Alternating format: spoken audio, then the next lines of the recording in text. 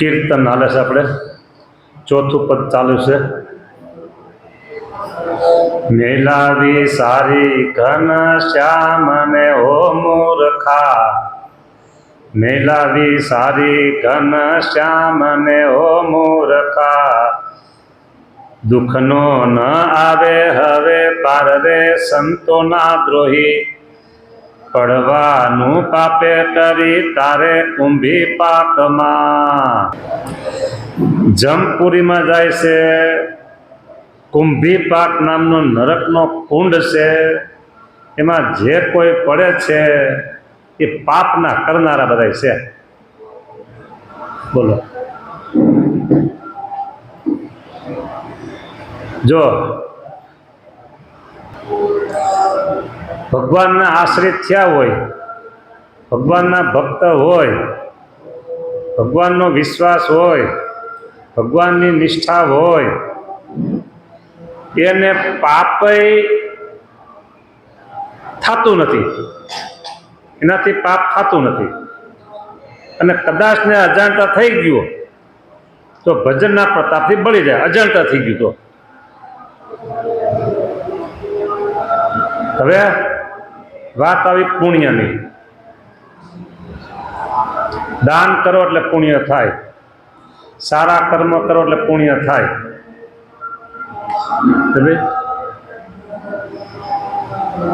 તો એ પુણ્ય પણ આપણે જોતું નથી, પુણ્ય પણ આપણે જોતું નથી. પાપય નહીં ને પુણ્ય નહીં. પાપનું ફળ છે જમપુરી, પાપનું ફળ છે જમપુરી, અને પુણ્યનું ફળ છે સ્વર્ગ. જો સ્વર્ગને પામે છે એને પાછું એક કોઈ પાછું પડવું પડે છે. જો ક્ષીણે પુણ્ય એટલે પુણ્ય ઘટી જાય, ખલાસ થઈ ગયું, પૂરું થઈ ગયું. મૃત્યુ લોકે વિશંતિ, પાછું મૃત્યુ લોકમાં આવે છે. ભગવાનના ભક્તને એક મોટો વિશ્વાસ, આશ્વાસન એ નક્કી છે કે આપણે ભગવાનના ધામમાં જશું જ. ભજન કરતા હોય, આશરો હોય, એની ક્યાંય દુર્ગતિ ન થાય. અને ભગવાનનો ભક્ત છે ને, ઘણી વખત એવું બનતું હોય છે, ઘણી વખત એવું બનતું હોય કે પાપી જીવ હોય અથવા તો સમાજમાં કોઈ સારા કામ ન કર્યા હોય, બરાબર, સારું જીવન ન જીવા હોય, અને એનું મૃત્યુ છે ને બહુ સારું થાય. હા, આવું બને છે. પછી એના પાછળના લોકો શું કહે, તમે આમ રહ્યો કે આમ રહ્યો. જો આ છે ને આમ રહેતા હતા તો એ કેવું એનું મૃત્યુ થયું, ગયો બોલતા બોલતા ગયા એમ કે, અને અગાઉથી કઈ ગયા એમ કે. એ બોલતા બોલતા ગયા હોય કે અગાઉથી કઈ ગયા હોય, વાત સાચી, હાલો માની લે, પણ ગયા ક્યાં એ તમને ખબર છે? અને ભગવાનનો ભગત હોય, કોઈ મોટા અકસ્માતમાં આવી જાય. આ પ્લેન ક્રેશ થયું ને, રાજકોટ ગુરુકુળના એક વિદ્યાર્થી હતા, સત્સંગી, બરાબર, જો એ વહી ગયા તો હવે એની દુર્ગતિ થઈ? કોઈ સંજોગોમાં નહીં. કોઈ ભગવાનના ભગત હોય, આ હમણાં થોડાક સમયથી કેમ મોરબીનો બ્રિજ ને ઓલો સુરતમાં થયું બધું, વિદ્યાર્થીનું વડોદરાની હોળી ને આપણું આ રાજકોટનું ગેમ ઝોન, તેમાં હરિભગત આવી ગયા હોય, બરાબર, એની દુર્ગતિ ન હોય, એ ભગવાનના ધામને જ પામે. ભગવાનનું વચન છે, મારા જનને અંતકાળે જરૂર મારે આવવું, જરૂર એટલે જરૂર. હા, બરાબર. પછી કોઈ અકસ્માત હોય વાહનના, બોલો, કોઈ વીજળીનો શોર્ટ લાગ્યો, ત્યાં પછી ન બેહાય કે તરફડે મારે ભાઈ અડધી કલાકમાં જાય એમ ન થાય. એ વીજળીનો શોર્ટ લાગે એટલે ગયો તરત જ. હા, આ પાણીના હોનારા થતા હોય એમાં અજાણતા પાણી વહી ગયા, કોઈ મોટો અકસ્માત થઈ ગયો વાહનનો રોડ ઉપર, બરાબર. ભગવાનના ભક્ત છે એ ભગવાનના ધામને જ પામે, એમાં બિલકુલ શંકા કરવા જેવું છે જ નહીં. આ વાત મારી સમજણની નથી, આ વાત સ્વામિનારાયણ ભગવાનની છે. લ્યો,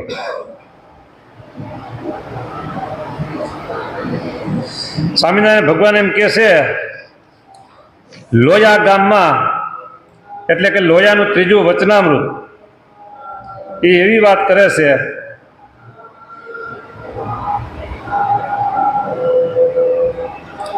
એના એ મુદ્દા થોડાક વાંચીએ આપણે. લોયાનું ત્રીજું વચનામૃત આગળથી નથી લેતો. જે હરિભક્ત હોય, આગળ એના બધા લક્ષણો કીધા છે. લક્ષણમાં મુખ્ય લક્ષણ એવો છે જેને ભગવાનનો અને સંતનો એવો નિશ્ચય હોય, એક નિશ્ચય નહીં હોય, બે, ભગવાન અને સંત, તેને તેની કોરનો કેફ વર્તે, કેફ વર્તે.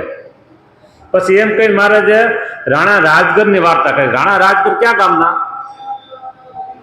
સરદાર પાસે ગોલીડા ગામના, બરાબર.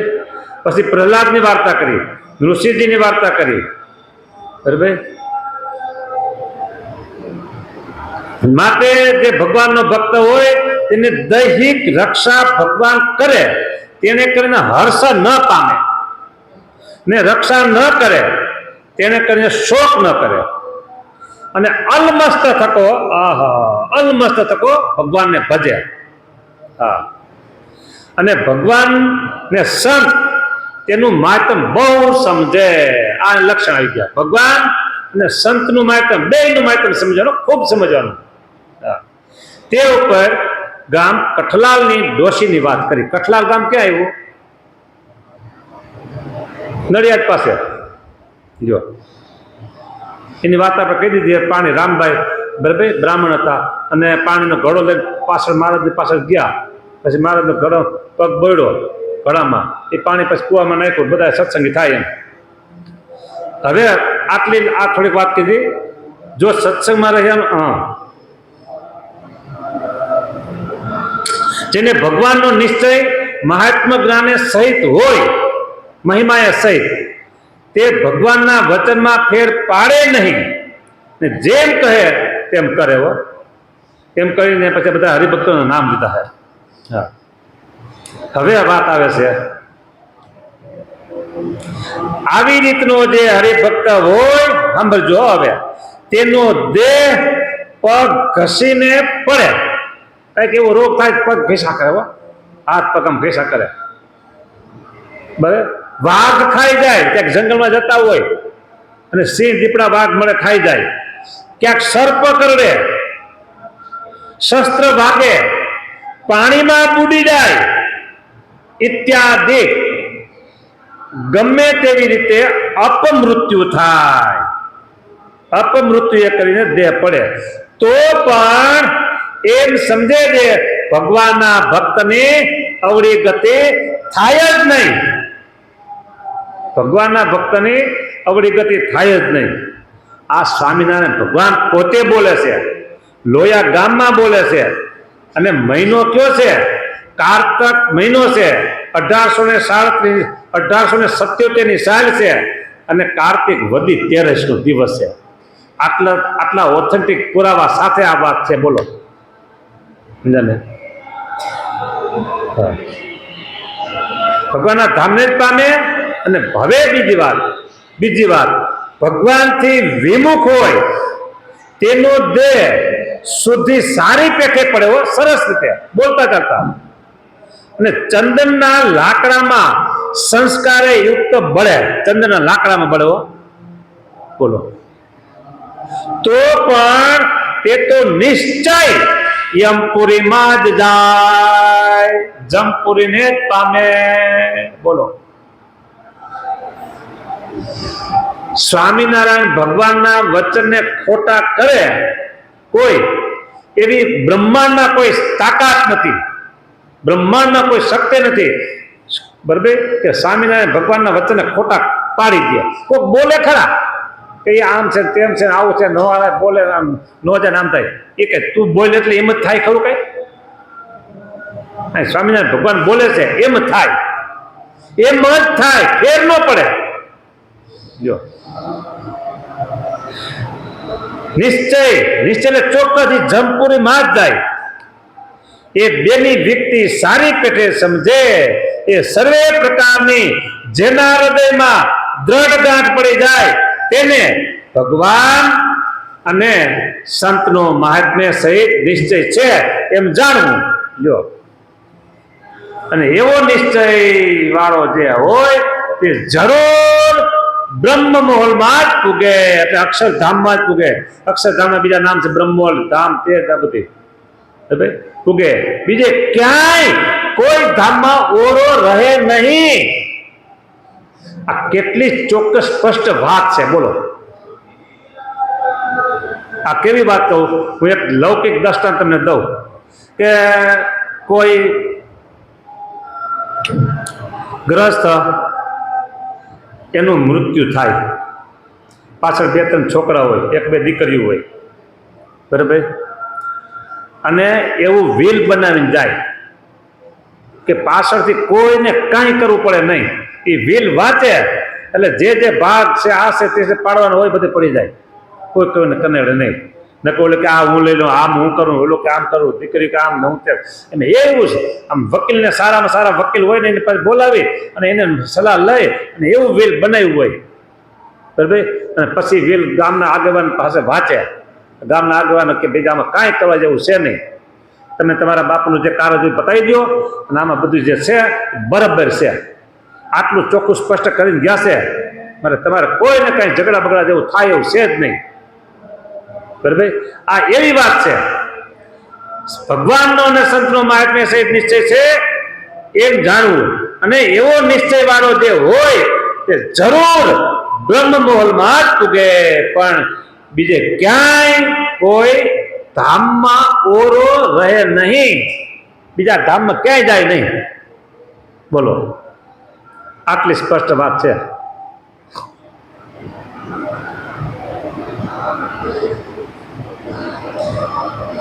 આ વચનામૃત છે લોહિયા પ્રકરણનું 3. બોલો. એટલે આ કીર્તનમાં એવી વાત છે કે મેલા બી સારી ઘન શ્યામ ને હો મૂર્ખા, દુઃખનો ન આવે હવે પાર રે, સંતોના દ્રોહી પડવાનું પાપે કરી તારે કુંભી પાકમાં. એક વસ્તુ છે આમાં નથી એવી તમને કીધું, હરિભગત હોય અને હરિભગતનો પેટ ભરીને દ્રોહ કરે હો, હરિભગત હોય અને બીજા હરિભગતનો પેટ ભરીને દ્રોહ કરે તો એની જવાબદારી સ્વામિનારાયણ ભગવાન લેતા નથી.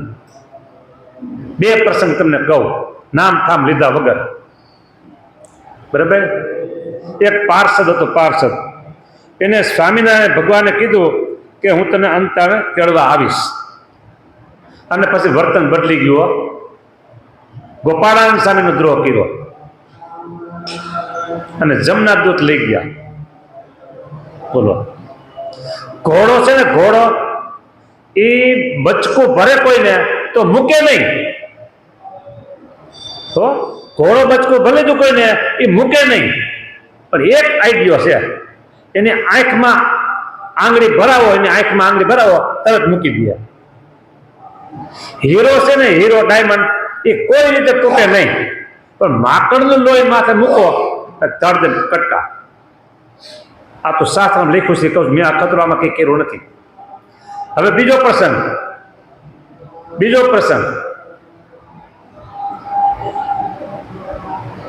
એક વ્યક્તિ બહુ સારામાં સારી, મેં કીધું નામ થમ નહીં લઉં, અને જમી કાઢીને ઊભા થયા છે અને ત્યાં જ્યાં જમવાનું સ્થળ હતું ને ત્યાં છતાં પહાડ પડ્યા હો, રાડ નાખી, અને બાજુમાં વાસણ ઉટકવાની ચોકડી, ત્યાં એક વાસણ ઉટકે અને એને તો જોયું એટલે એ ઓલો ગયો કે તો ગયો કે જ્યાં જોવે ત્યાં એ પડ્યો છે અને વાત કરી આવી રીતે મેં જોયા, નજરે જોયા જમદૂતને લેતા. જે આ બે સ્થળ એવા છે અલગ અલગ, બે સ્થળ પાછા એવા છે કે ત્યાં કોઈ રીતે જમનો પ્રવેશ થઈ શકે નહીં એવા સ્થળ હતા, અને ત્યાંથી જમ ઉપાડી ગયા. બોલો, કારણ કે દ્રોહ કર્યો, કોને ગોપાળાન સ્વામી દ્રોહ કર્યો અને બધાયનો દ્રોહ, કોઈને મૂકે નહીં. બોલો, આ બીજી વાત કીધી ને એ મારા ગુરુને કાનો કાન સાંભળેલી, એની પાસે મેં સાંભળેલી. અને પહેલી વાત એ તો ખૂબ જ પ્રસિદ્ધ છે. બોલો, એટલે આવી વાત છે. દ્રોહ થઈ જાય જો તો પછી ભગવાન એનો હાથ પકડે નહીં. હા, એક કઠણ કોલુમાં કાયા પીલશે હો મૂર્ખા. કઠણ કોલું એટલે શિસોડો, એમાં શરીર નાખશે, શેરડીમાં નાખે એમ. છોતા સરીખું થાય શરીર રે સંતોના દ્રોહી, પાપે કરી પડવાનું તારે કુંભી પાકમાં. ઉભો ધર્મને આગળ રાખશે, માગે રતી રતીના જવાબ. કુટુંબ સારું કર્યા પુણ્યા ને પાપ, એકલો દેવાન તેવે ભોગવે આપ. હા, ધર્મ રાજા પાસે હાજર કર્યો, લે રતી રતીના જવાબ કે એકલું તારે ભોગવવાનું છે કે. આવી રીતે આ 4 પદ જોને વિચારે તારા જીવમાં, એના 4 પદ અહીં પૂરા થાય છે. સ્વામિનારાયણ ભગવાનની જય.